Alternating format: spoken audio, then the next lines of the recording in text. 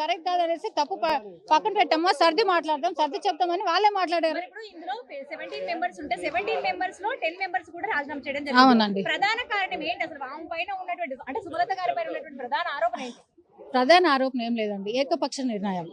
మమ్మల్ని ఏంటంటే మేము ఆమెకు చెప్పింది నచ్చట్లేదు, వాళ్ళు చెప్పింది మాకు నచ్చట్లేదు ఎంత మీన్స్ చేస్తే మేము అందరికీ పనిష్మెంట్ చేయండి, తప్పులు చేసిన వాళ్ళందరినీ బయటకు లాగండి, మేము అందరూ వస్తాం, మేము కూడా ఇప్పుడు శ్రీనివాస్ అనే అతను వీళ్ళకి పర్సనల్ ఏదో ఈగో ఉంది, అదొక్కటే తీయడం ఎంతవరకు కరెక్ట్ చెప్పండి? అది దానివల్ల కాదు కదా.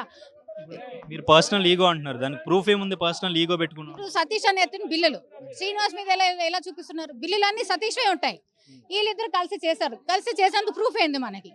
తీయండి, మేము అదే అంటున్నాం, మొత్తం అందరూ తీయండి. 10 మంది తప్పులు, ఇన్ఛార్జ్లు అందరూ తప్పులు, ఇన్ఛార్జ్ అందరూ ఎందుకు తీయట్లేదు? అందరూ తీయాలి కదా, తీసి బయట పెట్టండి.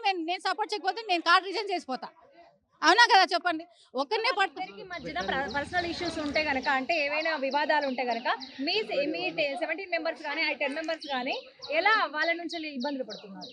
ఇబ్బందులు అంటే ఇప్పుడు మేము రాజీనామా చేసిన అది ఒక్కటి మిస్టేక్ తప్పితే ఇంక వేరేది ఏమీ లేదండి. మమ్మల్ని ఎందుకు తీయడు? మేము జనరల్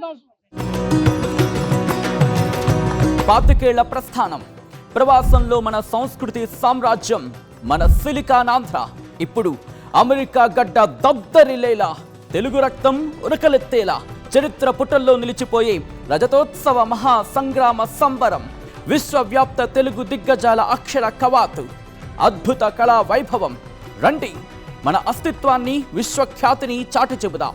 ఆగస్టు 1న అమెరికా కాలిఫోర్నియా ఓక్లాండ్ ఎరీనాలో సిలికానాంధ్ర రజతోత్సవ వేడుకలో పాల్గొందాం.